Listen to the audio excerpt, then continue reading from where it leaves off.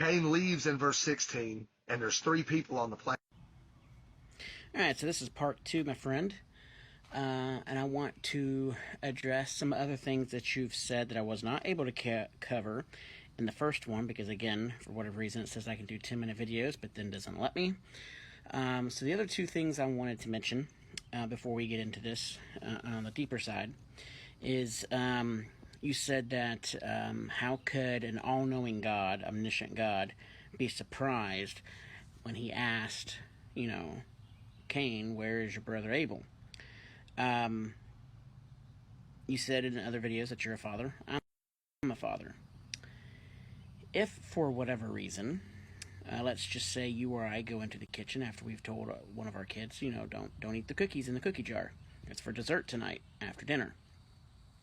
And we just happen to hear a noise. We go into the kitchen and we look in there and we see that our child, either your child or my child, whatever standpoint you want to take it from, my story or your story, is chomping down on the cookies. So then you go in there and he turns around, chocolate from the chocolate chips all over his face. And let's just say you, for example, you look at your son and you say, "Son, what happened to all the cookies?" Now, do you not know?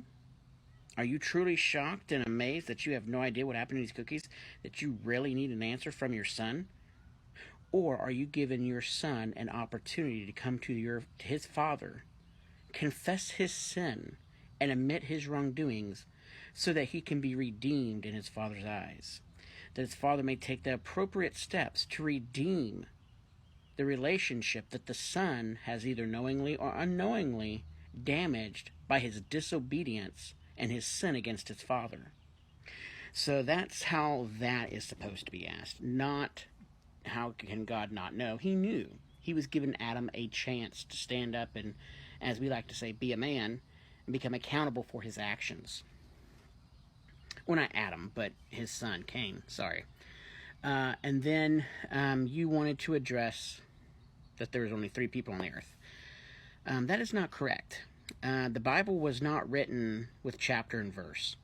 It was written as one whole entire story to be read, or broken up into stories, but the entire story was to be read as a whole.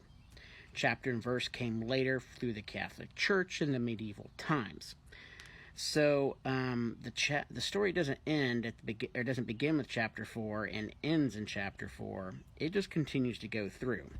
So if you were to read on past chapter 4, past verse 16 and 17, and get to chapter 5, verses 3 through 5, you would see that it says that Adam had multiple